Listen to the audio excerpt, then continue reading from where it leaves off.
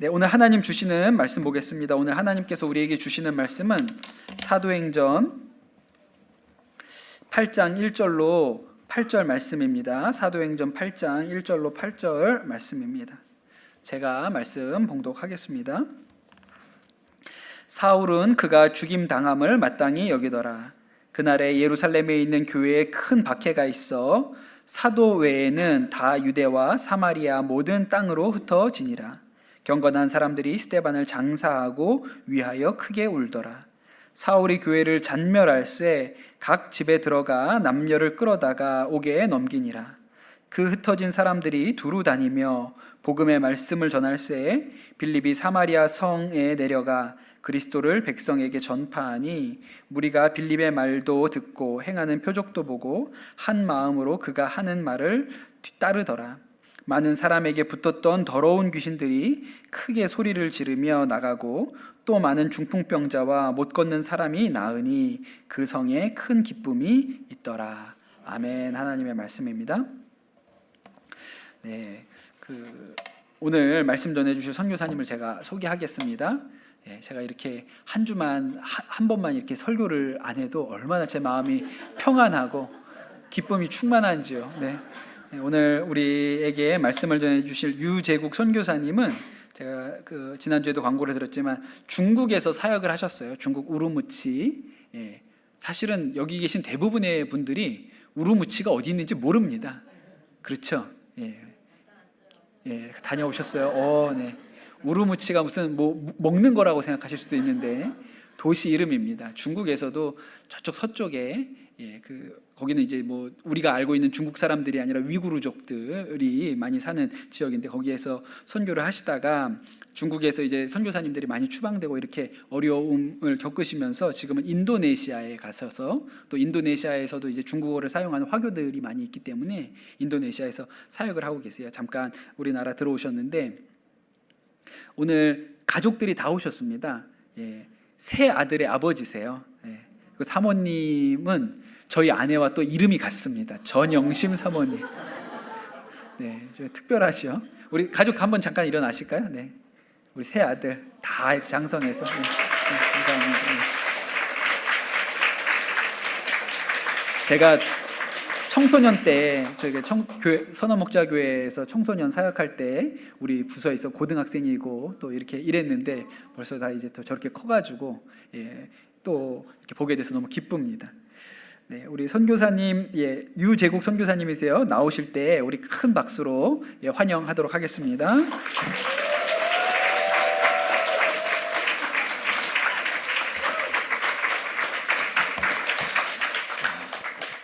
반갑습니다. 유재국 선교사입니다. 제가 입은 옷이 이제 인도네시아 바띠기라는 옷인데요. 네, 보시면은 조금 이렇게 하와이 사람들이 입은 옷처럼 생겼지만 인도네시아 정장입니다. 정장인데 인도네시아를 생각해 주시라고 제가 바띠 옷을 입고 나왔습니다. 목사님 소개하셨듯이 저는 원래 중국 선교사입니다. 근데 중국에서 이제 추방돼서 이제 인도네시아로 간 지는 이제 1년 반밖에 안 된 초임 선교사 되겠습니다. 여러분 제가 아까 소개해드렸죠. 저희 가족 36개월 된 큰 아들을 저희 손을 붙잡고 중국으로 가자고 그렇게 비행기 태워준다고 갔던 때가 엊그제 같은데 벌써 어엿한 청년이 되었습니다. 인도네시아에서 소개할 때 저희 아내는 한 사람이다라고 그렇게 소개를 합니다. 사야 punya satu istri 이렇게 얘기를 합니다. satu istri cukup 이렇게 얘기를 하는데 한 사람의 아내면 만족합니다 이렇게 얘기를 합니다. 왜 한 사람의 아내면 만족하냐? 무슬림들이 많은 이렇게 부인들을 거느리기 때문에 보통 사람들이 이렇게 물어보면 당신은 부인이 몇 명이냐 이렇게 물어보기도 합니다. 그래서 아름다운 아내 전영심 선교사와 함께 살고 있습니다. 저는 2004년부터 소수민족 위구르족 대상으로 약 12년 동안 사역을 했었고요. 위그르 종족들 대학생들 대상으로 스포츠 사역을 했었습니다. 야구 코치로 대학 안에서 사역을 하면서 주님께 돌아온 위그르 제자 2명과 함께 가정교회를 개척을 했고, 또 제자 사역을 통해서 야구부 7개 학교에 개척해서 스포츠를 통한 무슬림 사역을 진행했었습니다. 하나님께서 2015년도에 저를 중국의 남쪽으로 인도하셔서 중국 내에 선교사들을 배출하기 위한 그런 사역을 진행하셨는데요. 중국 전국에서 온 청년들을 대상으로 선교훈련을 시키고, 그들을 통해서 중국 소수민족, 중국의 한 56개, 한족을 포함한 56개 소수민족이 있는데 그 56개 소수민족으로 다시 선교사로 파송하는 그런 일들을 진행을 했었습니다. 그리고 나서 2018년도에 중국에 정책이 있었죠. 신종교 정책, 시진핑 주석에 의해서 신종교 정책이 펼쳐졌는데, 그때 당시에 2018년도 1월부터 많은 선교사님들이 추방을 당했었어요. 그래서 제가 있던 신장 위그르 자치주에서는 한 53명의 선교사가 한꺼번에 추방이 됐었고요. 그리고 저 역시 소주에서 선교훈련원 사역을 시작할 때, 그때 2018년 8월 달에 저 역시 비자를 발급 못 받아서 한국으로 나오게 되었습니다. 2018년부터 선교사들이 추방당한 숫자가 약 1000명 정도 된다고 그렇게 통계를 내고 있습니다. 그런데 이번뿐만이 아니라 중국은 1949년부터 계속적으로 핍박을 해오고 있었어요.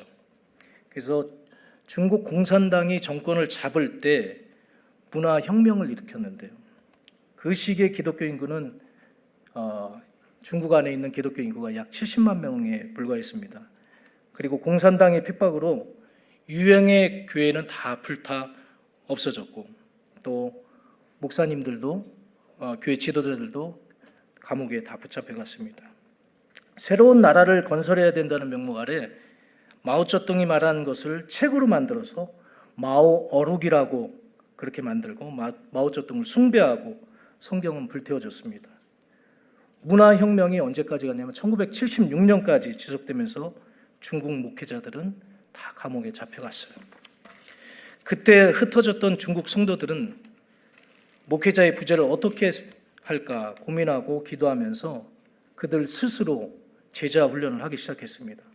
평신도들 안에 목양을 하기 시작했고, 그래서 탄생한 교회가 여러분들 아시듯이 지학교회, 그리고 가정교회가 되겠습니다.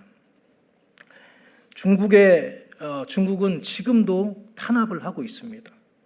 가정교회를 탄압하고요. 그리고 전도하는 사람들을 탄압을 하고 있습니다.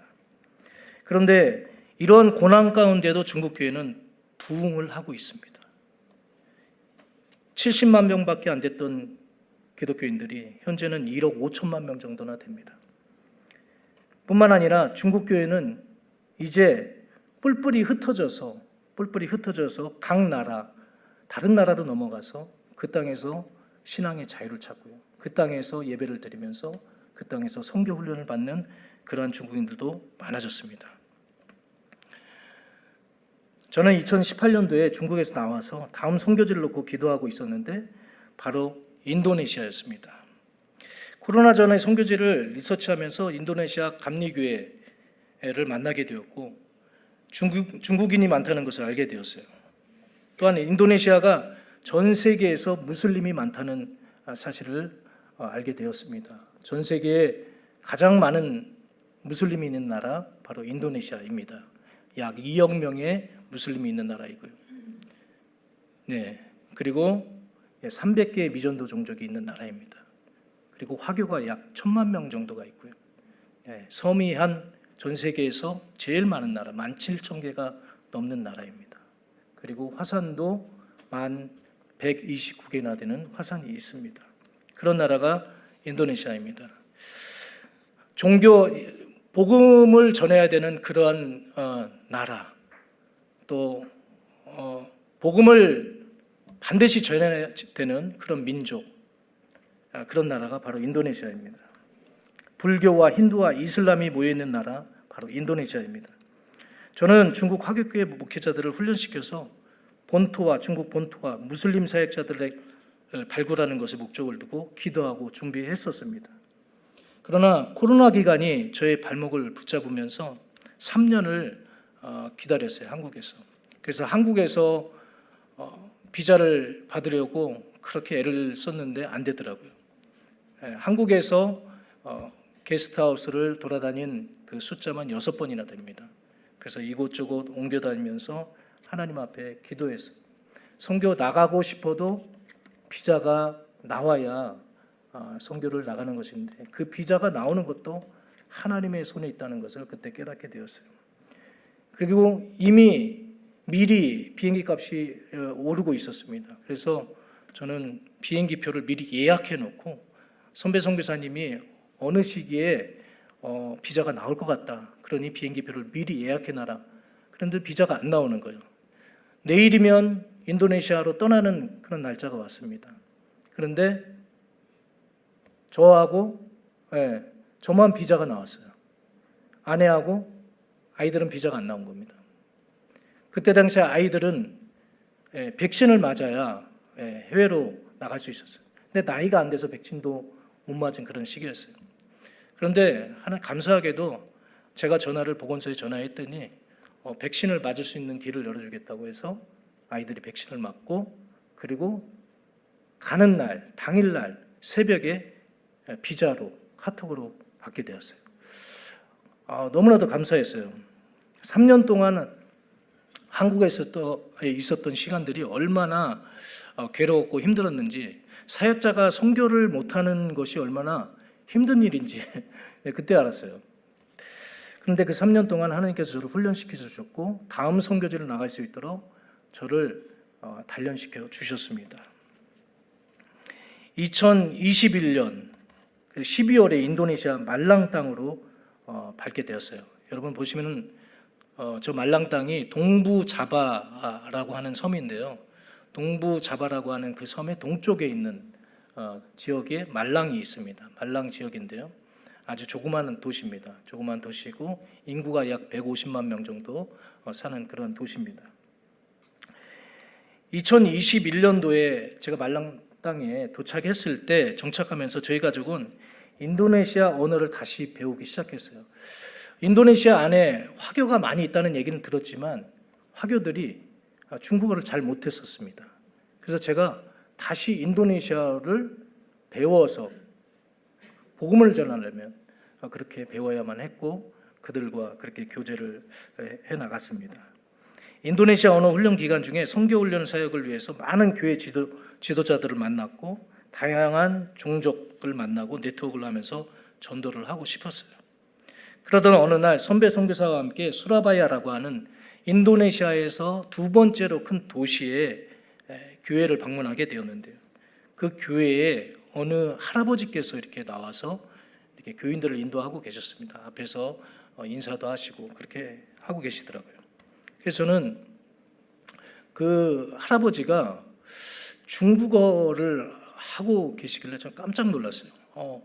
여기서 중국어를 잘하는 분이 있네. 그러면서 그분에게 같이 이렇게 말을 걸고 중국어로 이렇게 대화를 했습니다.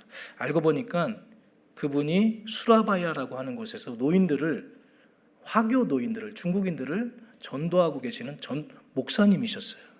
이분이 앞에 보이는 여러분 사진을 보시면은 두 분이 앉아 계신 분이 두 분 부부이신데 목사님이십니다. 부부 목사님이신데 저는 이 두 분의 목사님을 만나면서 앞으로 선교할 수 있는 네트워크의 길이 열리도록 그렇게 기도했었는데 이 두 분을 통해서 다른 중국 공동체를 만나고 화교 공동체를 만나고 그들에게 전도 훈련을 시키고 그들에게 복음 전도 메시지를 전하고 설교하는 그런 사역을 했었습니다.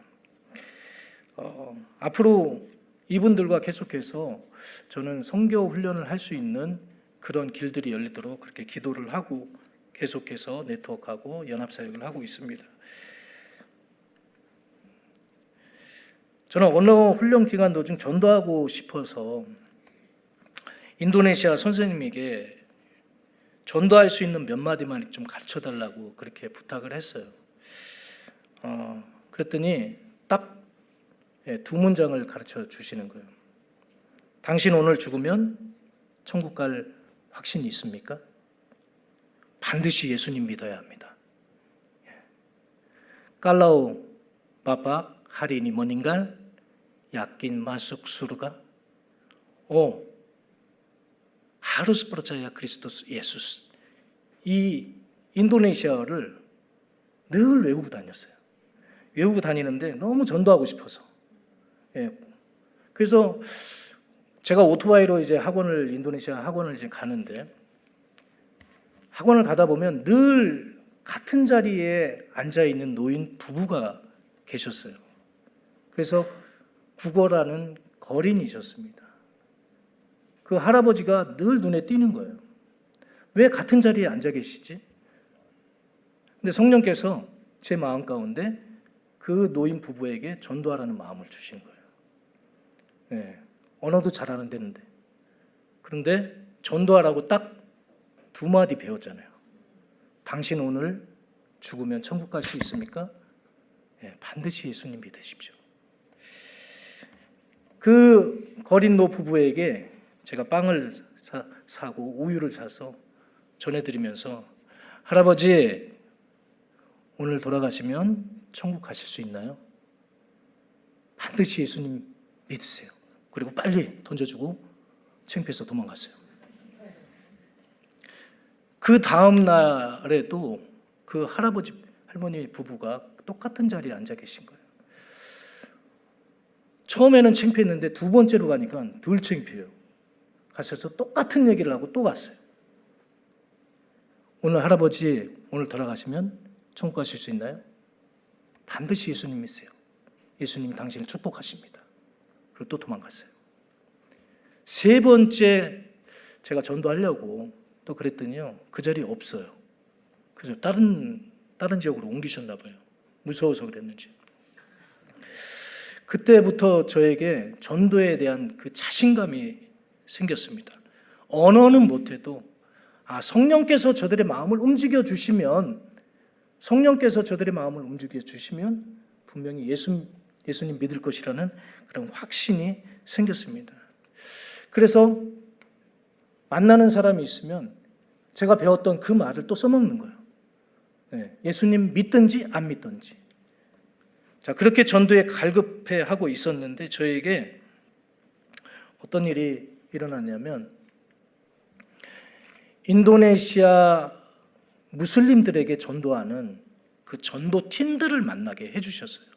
전도팀들을 만나게 해주셨는데, 이 전도팀의 이름이 기쁜 소식 전도팀입니다. 기쁜 소식 전도팀.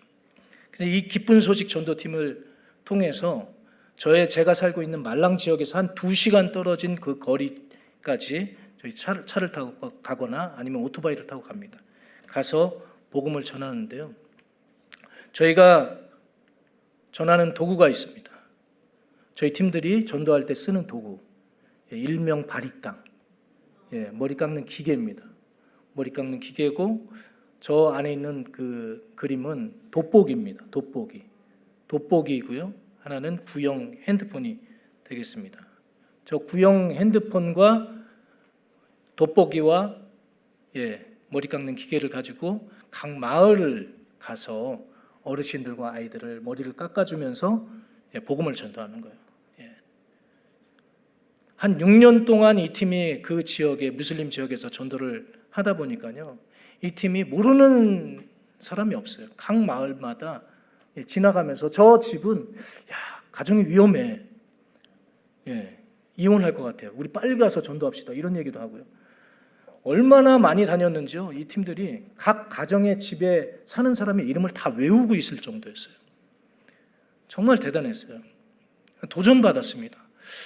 어떻게 저런 6년 동안 저렇게 같은 지역도 다니면서 무슬림들을 향해서 헌신하는 사역자가 있을 수 있을까? 인도네시아는요, 전도하기 참 힘든 나라입니다.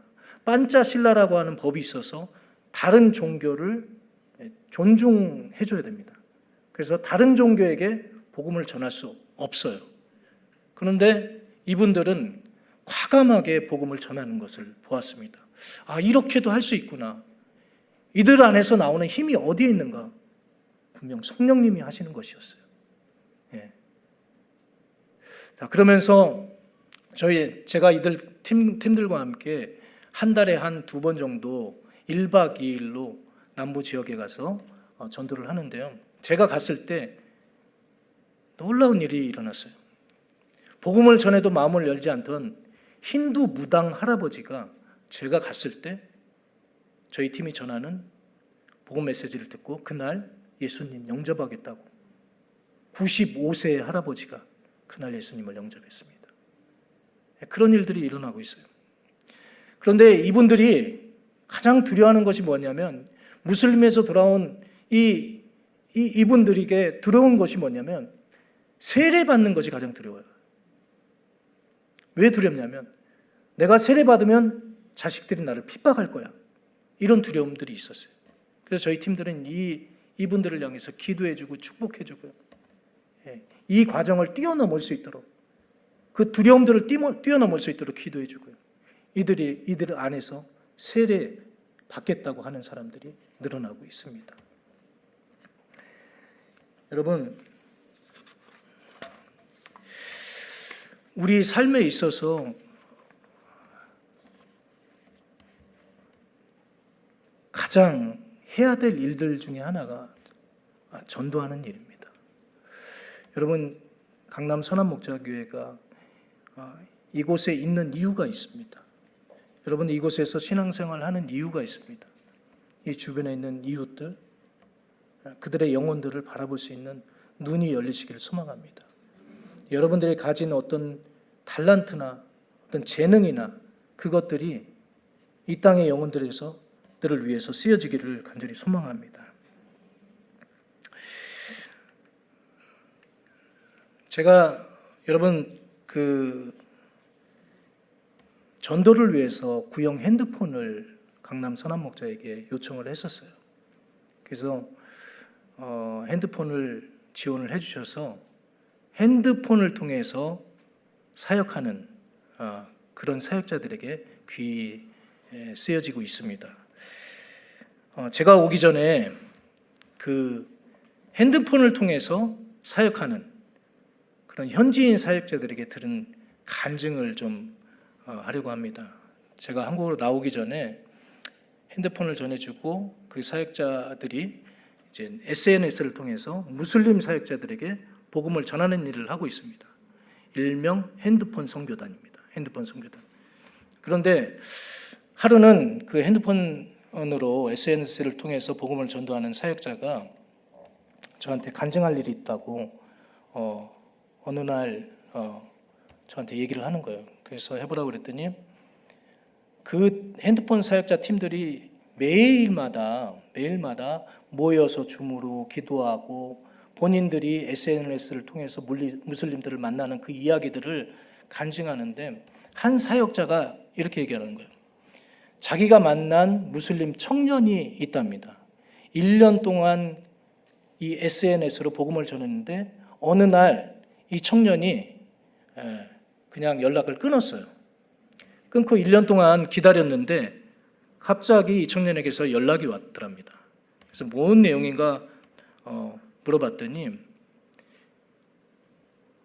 자고 있는데 그날 꿈속에서 음성이 들리더랍니다. 음성이 들리는데 어떤 음성이냐면 마태복음을 읽어라, 이런 음성이 들리더라고요. 그래서 이 무슬림 청년이 도대체 마태복음이 뭔가 이 선교사에게 다시 문자를 보내기 시작해요. 1년 만에 마태복음이 뭔가요? 그랬더니요, 이 사역자가 이 SNS로 마태복음에 나와 있는 얘기를 다 설명해 준 거예요. SNS로 복음을 전해준 거예요. 결국에는 그 무슬림 청년이 마태복음에 있는 내용을 SNS로 다 이렇게 받아보고 예수님을 영접했습니다.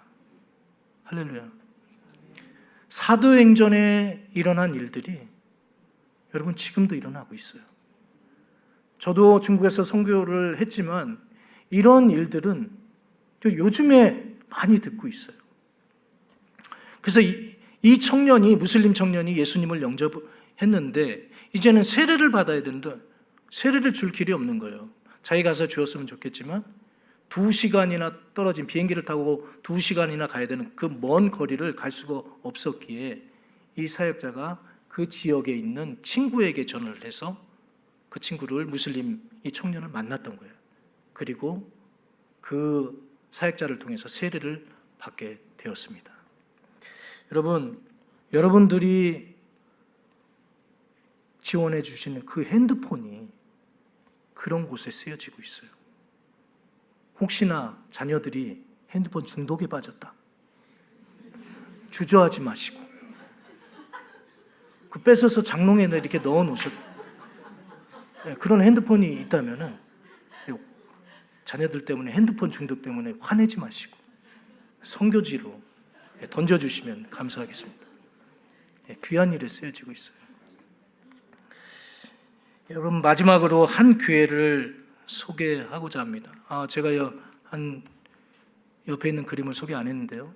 제가 전도에 불을 받아가지고 주변에 있는 선교사님들이요, 워워할 정도로 제가 전도를 그렇게 하고 다니는데, 제가 튀김을 참 좋아합니다.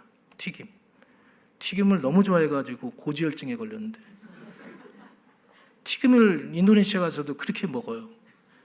그래서 왜 튀김들이, 제가 좋아하는데 인도네시아 가니까 그렇게 튀김들이 많은 거예요. 그 인도네시아는 이 날씨가 더운 나라니까요. 보통 이제 음식들을 다 튀겨서 길거리에서 팝니다. 또 제가 좋아하는 음식들이 있으니까 제가 인도네시아어 하다가 힘들면 꼭 튀김집을 가요. 튀김집을 가는데 튀김집에 어떤 청년이 늘 그 같은 자리에서 튀김을 팔고 있어요. 갔는데 하나님이 그러면 또 마음을 주시는 거예요. 전도에 대한 간절한 마음을 주시는 거예요. 튀김을 먹으면서 그 청년하고 얘기하는 거예요. 야, 한국어 배울 마음 없니? 배울 마음이 있다는 거예요. 근데 배울 마음이 있는데 이 청년들은요, 돈을 줘야 된다고 생각하는 거예요. 돈 안 줘도 돼. 내가 무료로 가르쳐 줄 수 있어. 이때를 위해서 코로나 때 제가 사이버 대학으로 한국어 교사 자격증을 따가지고 갔어요. 함부로 한국을 가르쳐 주는 것도 불법입니다. 그런데 이때를 위함이 아닌가. 잘 됐다. 그래서 그 청년과 다른 청년들 몇몇 전도한 청년들 한 3명을 전도해서요, 그 제가 인도네시아 공부하는 그 학원을 한 칸을 빌려가지고 매주 한 번씩 한국어를 가르치고 있습니다. 마지막으로 한 교회를 소개하고자 합니다.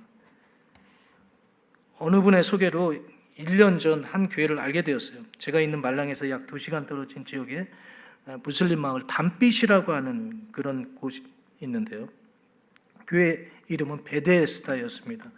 약 60년의 역사를 가지고 있는 그런 교회였어요. 그리고 6명의 목회자를 배출해낸 그런 훌륭한 교회였습니다. 그러나 세월이 흐를수록 젊은 교인들은 도시로 떠나고 또 어떤 성도들은 무슬림으로 개종하는 일들이 발생했어요. 그나마 교회에 남아있는 분들은 사모님과 노인들 몇 명, 청년 몇 명, 합해서 10명 정도 신앙생활을 하고 있었습니다.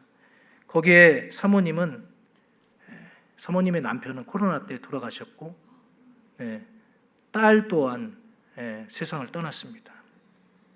딸이 입양해서 키우는 아주 꼬마 아이를 이 늙은 사모님이 도맡아서 이렇게 키우게 되었었어요. 몇몇 안 되는 노인들과 함께 예배를 드리고 있었습니다. 어느 날 이 교회 소개를 받고 아내와 함께 가서 예배를 드리는데요, 성령께서 강력하게 우리 마음에 그 긍휼의 마음을 주셨어요. 아내가 예배하다가 또 펑펑 이렇게 우는 모습을 보았습니다. 무슬림 지역에서 그래도 다 쓰러져가는 교회를 지키고 있는 그 늙은 여종에게 하나님이 사랑하신다는 마음을 우리에게 보여주었어요. 그래서 부족하지만 무엇이라도 이렇게 돕고 싶었습니다. 그래서 사모님에게 여쭤봤을 때 교회가 물이 안 새는 곳이 없었어요. 인도네시아 교회 가보면요, 집도 그렇지만 저희 집도 우기 때만 되면 물이 셉니다. 이 교회가요, 물이 철철 흐르는 거예요. 그러니까 물이 흐르다 보니까 곰팡이가 생기고요. 집도 이 가정이 사는 집도 곰팡이로 그렇게 가득 찼었어요.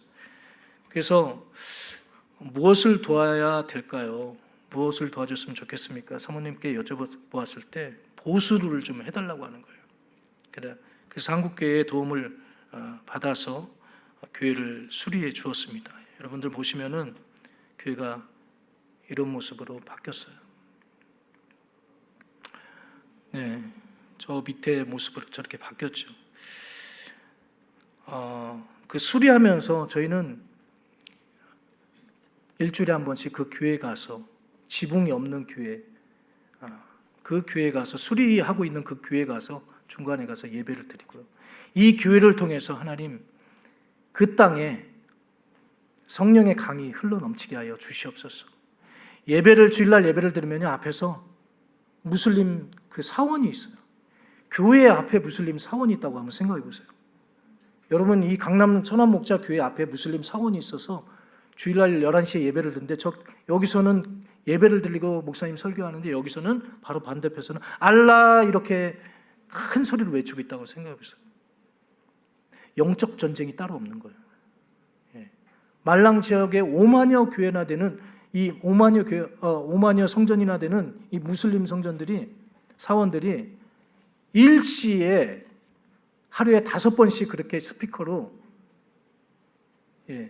기도를 한다고 생각해 보세요. 제가 말랑에 갔을 때 가장 힘들었던 것이 그것이었습니다. 하루에 5번씩 그런 소리를 듣는 거예요. 새벽에 일어나는 거예요. 그럼 저도 역시 같이 새벽에 일어나요. 그리고 같이 함께 기도를 합니다. 여러분, 이 베데스다 교회가 자기 교회 앞에 그렇게 이슬람의 그 큰 기도 소리와 함께 그 교회를 유지하고 있었다는 것, 그 자체만으로 저는 대단하다고 생각했어요. 남편 목사님도 없는데 사모님 혼자서 근근히 그 교회를 붙들고 있는 그 사모님의 마음을 보면서 제 마음이 정말 뜨거워지기 시작했어요. 어떻게 하면 이 교회를 도울 수 있을까? 요한복음 5장 말씀을 묵상을 해보았습니다. 베데스다 연못가에서 38년 된 병자가 누군가 연못에 데려다 줄 사람이 없어서 인생의 반을 누구를 기다리며 그렇게 살고 있었습니다. 우리 주변에 이런 영혼들이 얼마나 많은지 몰라요.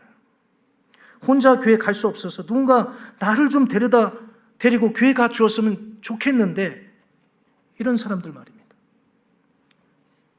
그래서 영혼의 병든 영혼에게 누군가 데려다 줄 그런 사람이 필요합니다.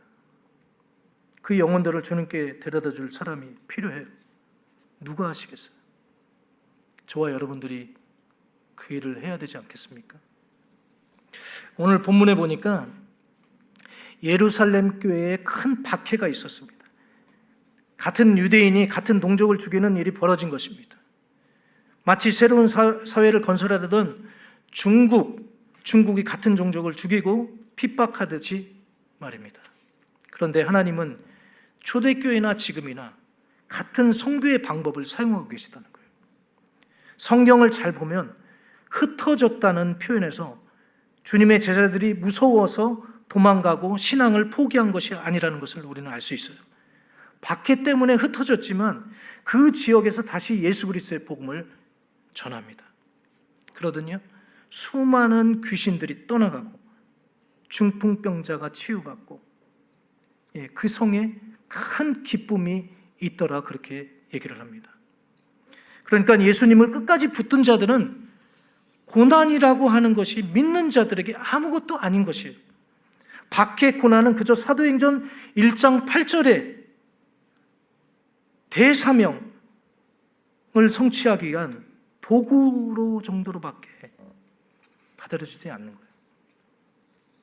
중국에서 많은 선교사들이 쫓겨나고 나왔을 때 정말 중국이 싫었습니다.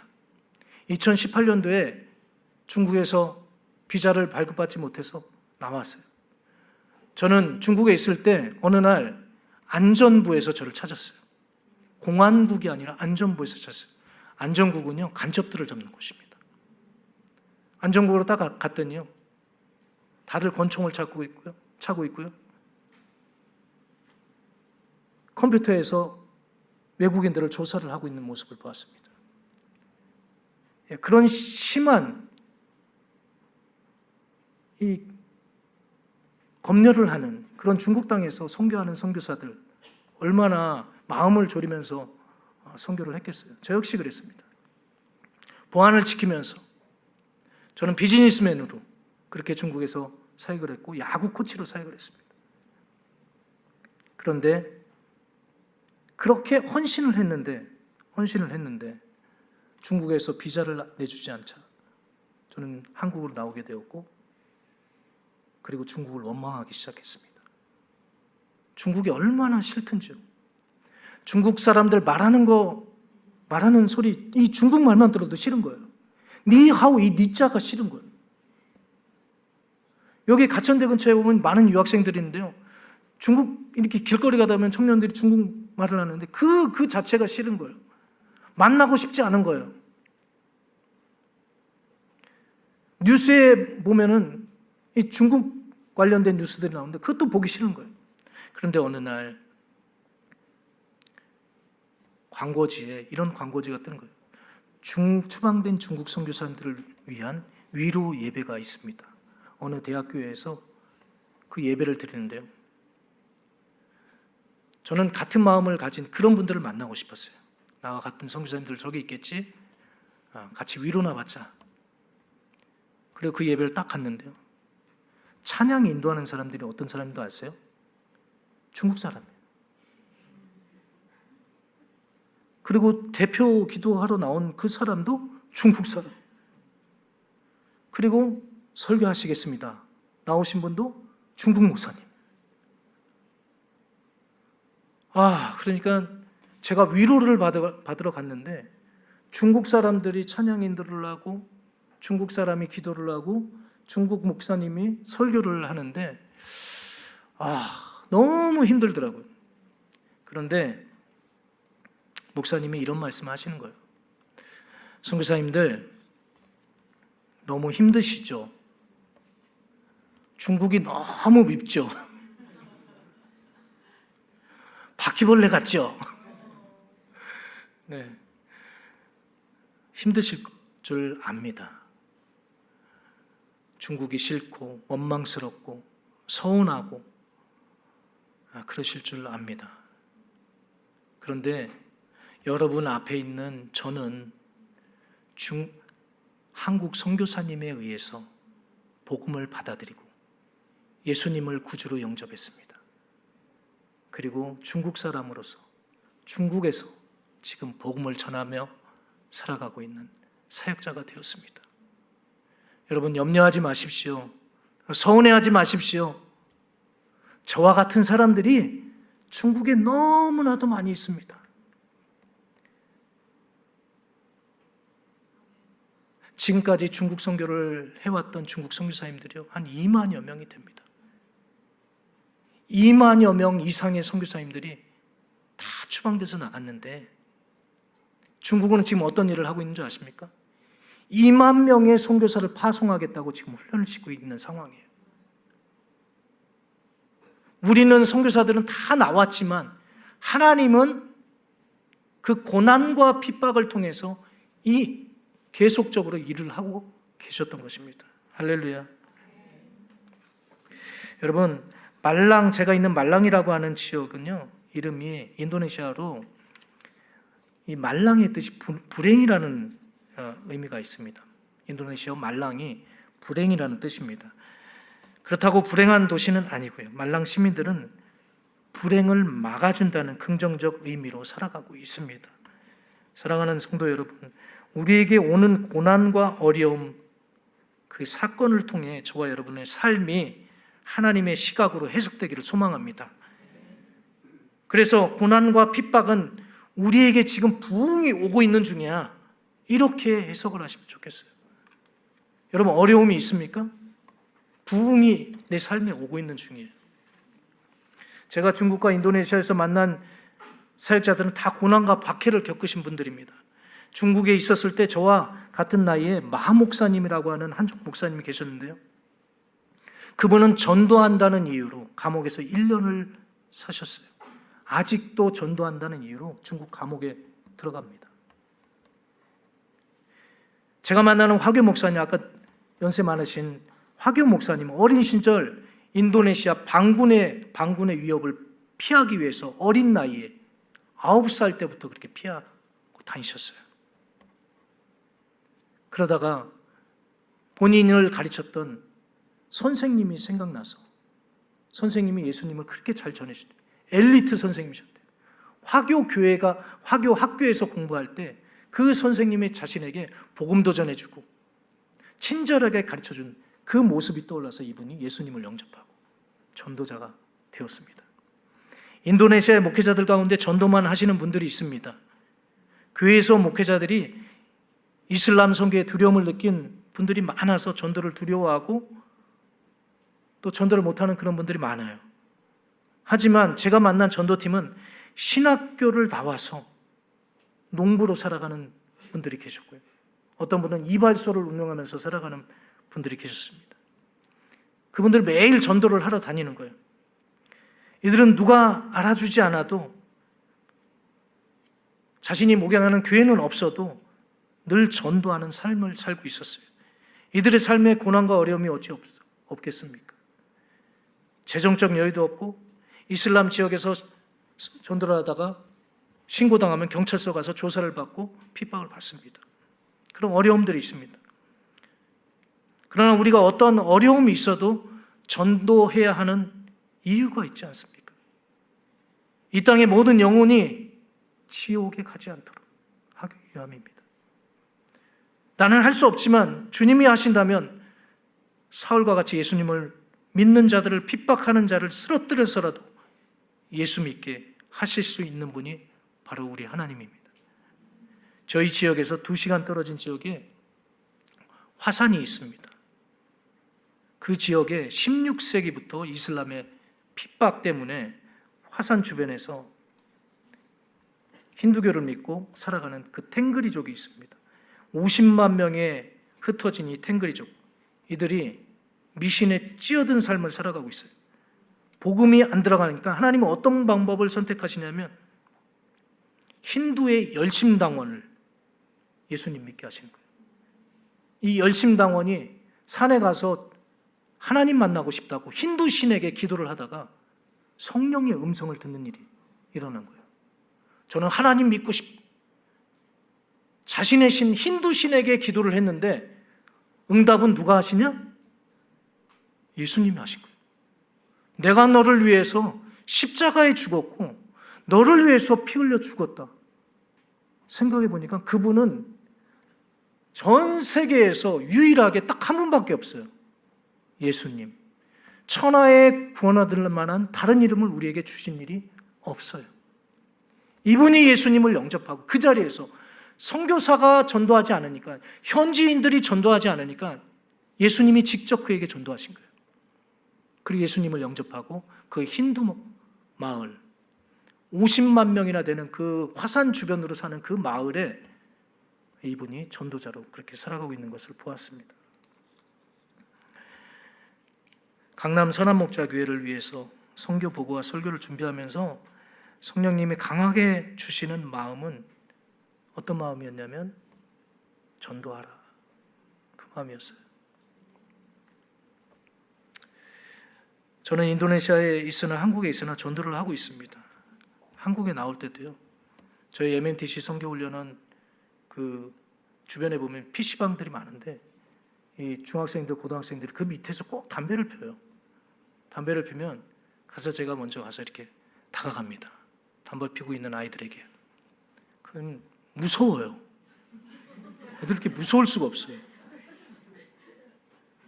그래서 다가갔는데 어느 날은 그 친구들이 저한테 무섭다고 그러더라고요. 그래서 다가가서 담배 피는데 밥이라도 먹고 펴라. 네. 그러면서 초코파이를 사다 주기도 하고요. 어느 날은 선교사님 왔으니까 무슨 식사 대접할게요. 어떤 또 다른 선교사님, 친구 선교사님 저기 어디 뭐 유원지 쪽으로 가서 뭐 음식 먹자고 이렇게 갔는데 가니까는 거기는 또 중앙아시아 사람들이 그렇게 많아요. 보니까 위그르 사람하고 비슷한 사람이 있어요. 얼마나 반가운지요. 아살람 알라이쿰! 그러면서 반갑게 다가가고, 어떻게 그 아살람 알라이쿰을 아냐? 내가 위그르 지역에 있었는데 우즈벡 사람들인 거예요. 우즈벡 사람들이요, 위그르 사람 말하고 한 90%가 맞습니다. 그래서 전도를 하고요. 그런 일들이 하고 있습니다. 어느 날 제가 한국에 나와 있을 때, 중국에서 나와서 한국에 있을 때요, 사촌 형님한테서 문자 한 통이 왔어요. 보고 싶다고 해서 20년 만에 찾아간 곳이었는데요, 달동네였습니다. 서울 안에 달동네가 있다는 거 처음 알았어요. 그 달동네를 찾아갔는데, 제가 청년 때 그 형님은 결혼도 잘하고 그리고 사업도 잘 돼서 잘 살았습니다. 근데 이혼했다는 소식을 들었었어요. 그리고 혼자 60이 될 때까지 혼자 사셨던 겁니다. 형님이 핸드폰으로 문자를 보내갖고 집에 도착하니까요, 방 안은요 쓰레기도 가득 찼어요. 이미 정신적으로 병들어 있었고 췌장암 말기였어요.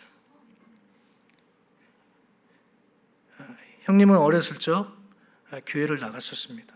그런데 사회생활하면서 예수님과 멀리 떨어진 삶을 살고 있었어요. 죽음을 앞두고 있을 때 저를 찾은 것입니다.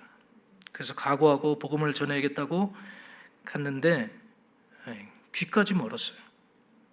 그래서 저한테 문자로 보낸 것입니다. 종이를 찾아다가 글을 써가면서 복음을 전했습니다. 형, 예수님이 형 사랑하세요. 반드시 예수님 믿어야 돼요. 글을 써가면서. 별 반응이 없었어요. 그 다음날 다시 찾아갔어요. 다시 찾아가서 패드를 가져가지고 그 전자패드에다가 글을 읽을 줄 아니까 거기 다시 복음을 전하고 제가 성경책을 선물로 줬어요. 성경책을 사가서 선물을 드렸습니다. 그랬더니요, 펑펑 울기 시작하는 거예요. 성령님께서 그 형의 마음을 움직이기 시작했어요. 펑펑 울기 시작하더니 내가 어렸을 때 할머니의 말씀을 듣지 않고 그렇게 예수 잘 믿으라고 그렇게 얘기를 했는데 내가 지금 이 지경이 됐다고 펑펑 울면서 회개하는 모습을 봤습니다. 그리고 그 형에게 예수님을 전하고 예수님을 영접을 했어요. 그 다음 날 이 형이 돌아가시기 전에 세례를 줘야 되겠다는 마음을 갖게 됐어요. 제가 목사 가운이 있는데요, 목사 가운을 딱 2번 입어봤어요. 목사 안수 받을 때하고 세례 줄 때, 이 형님의 세례 줄 때. 제가 성교 나가니까 목사 가운 입을 일이 없어요. 그래서 저희 아버지 집에 이렇게 찾아보니까 목사 가운이 있더라고요. 그 목사 가운을 입고 한번 형을 세례를 줘야 되겠다. 그리고 비집은 그 단칸반 그 한 칸짜리 그 방을 비집고 들어가서 가운을 입고 그 밥그릇에다가 생수를 담아서 기도를 하고 형을 세례를 주었어요. 몇 달 전에 아버지께 전화가 왔습니다. 그 형이 세상을 떠났다는 거예요. 할렐루야. 아멘을 안 하시죠? 예수님 영접하고 가셨잖아요.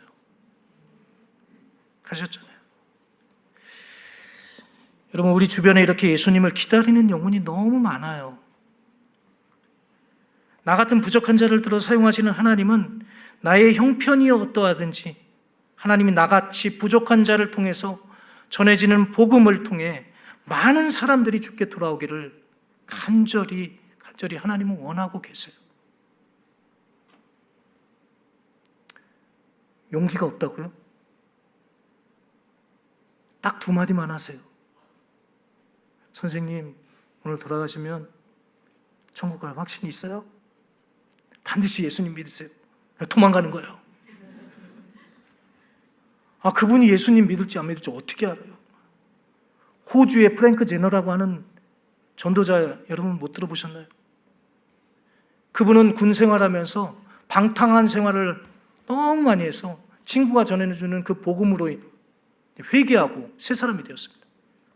그 하나님의 은혜에 보답할 길이 없어서 하루에 10명씩 만나는 거예요. 전도 방법은 제가 쓴 방법과 똑같습니다. 그런데 나중에 돌아가시기 2주 전에 어느 목사님이 그분을 찾아가가지고 그분으로 인해서 예수님 믿은 사람들이, 이단이 쓰고 있는 용어인데 숫자인데 14만 6천 명. 통계를 보니까 우리는 모르는 거예요. 예수님 믿으세요 이 한마디 했는데 그분이 나중에 예수님 믿을지 안 믿을지 우리는 모르는 거예요. 성령님이 역사하시는 겁니다. 전도하셨으면 좋겠습니다. 성령님이 여러분들을 도와주실 것입니다. 우리 이 시간 같이 기도했으면 좋겠습니다.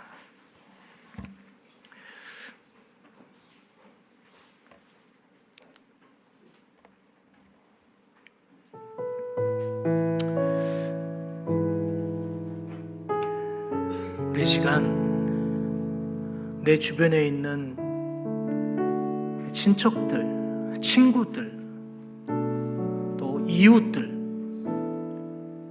있다면 생각나는 그 영혼들을 위해서 간절히 기도했으면 좋겠어요. 먼저 이 기도부터 했으면 좋겠습니다. 하나님, 내가 전도하고 싶은데, 예수님의 복음을 전하고 싶은데 정말로 용기가 나지 않고 또 쑥스럽기도 하고 부끄럽기도 할 때도 있습니다. 근데 하나님, 나의 힘과 능이 아닌 하나님의 능력으로 전도할 수 있도록 도와주시옵소서. 그 영혼들이 마음을 열고 내가 전한 복음에 예수님 영접하기를 소망합니다. 한 영혼 한 영혼 이름을 부르면서 기도했으면 좋겠습니다. 우리 시간 같이 기도합시다. 하나님 아버지,